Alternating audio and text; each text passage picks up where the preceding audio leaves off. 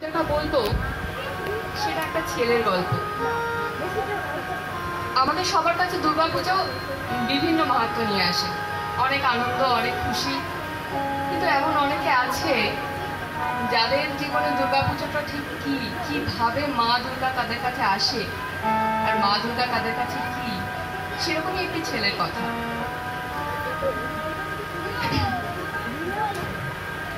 কৌশিক সেনগুপ্তের লেখা কাঙালি। নদীর চলার পথে ভাঙা মন্দিরটা দাঁড়িয়ে, হয়তো কোনোদিন মন্দিরটাও নদীর তলায় তলিয়ে যাবে। প্রাচীন বটগাছ, শিবলিঙ্গ আর কাঙালি।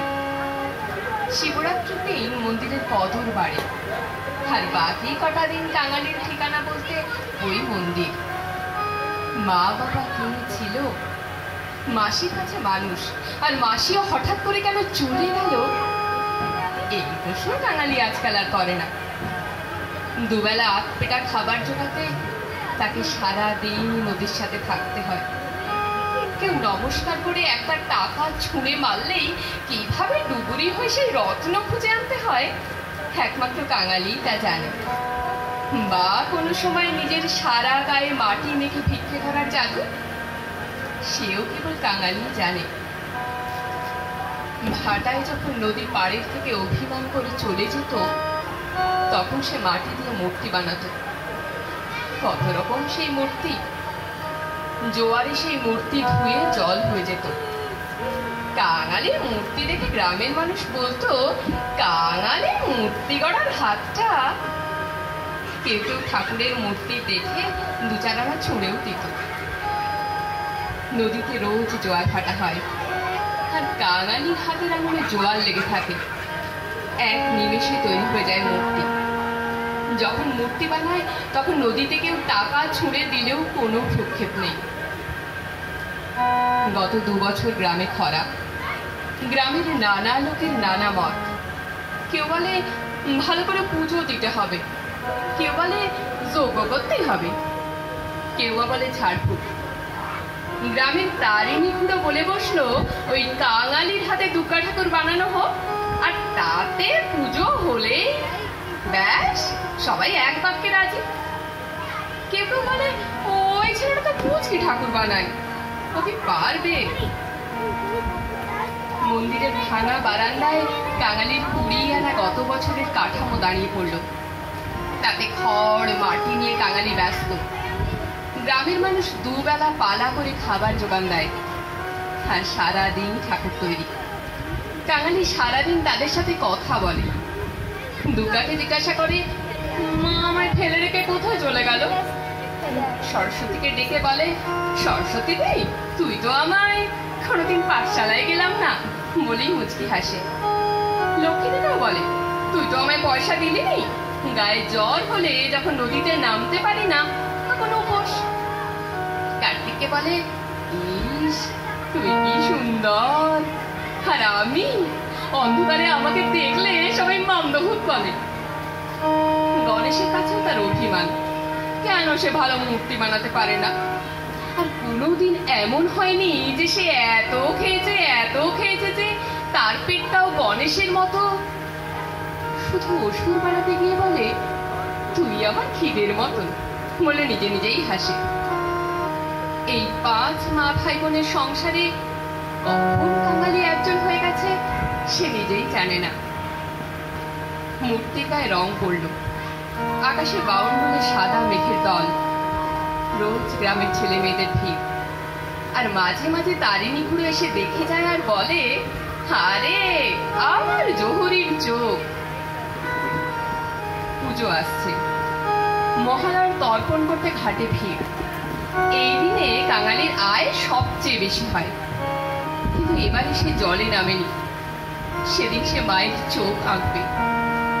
মায়ের চোখ আঁকতে গিয়ে কাঙালি চোখ বুঝে মনে করতে চাইল নিজের মায়ের চোখ। চোখ বুঝে যা দেখছে সেই চোখ সে এঁকে ফেলল। মা চোখ মেলেল, আর কাঙালির চোখে জল। পূর্ণিমার রাত্রে নদীর জল যখন ছিটমিট করে, তখন মনে হয় মায়ের সারা শরীরে কে যেন অলংকার পরিয়ে দিয়েছে। কাঙালি সেই কাঠামোর তলায় প্রতিশ্রুতি মেরে ওনার রাত্রে একটুও ভয় করে না। চতুর্থীর দিন মা দুর্গাকে সবাই মণ্ডপে নিয়ে যাবে। ঢাক বাজিয়ে গ্রামের মেয়েরা উলু দিয়ে মাকে মণ্ডপে নিয়ে যাবে। তারিণী খুড়োর কাছে কাঙালি এসে দাঁড়ায়, বলে, খুড়া, ও খুড়া, আমি মাকে দিব না। তারিণী খুড়ো বলে, মানে? মানে কিছু না, দিব না। গ্রামের মানুষ হই হই করে ওঠে। তারিণী খুড়ো হাত তুলে সবাইকে শান্ত হতে বলে। আরে আরে, দিবি না কেন? দিবি না কেন?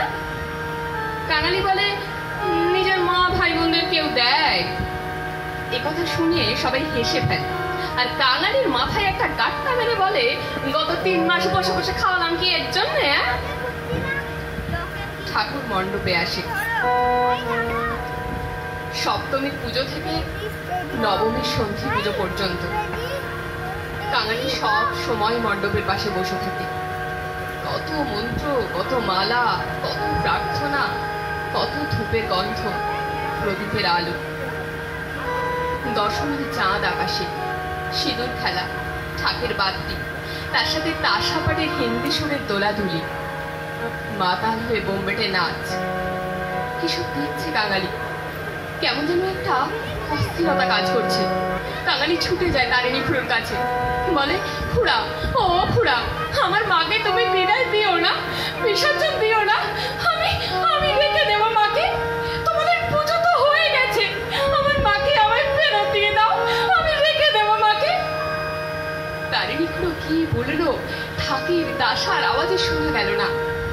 শোভাযাত্রা সমানে নাচছে, পটকা ফাটছে।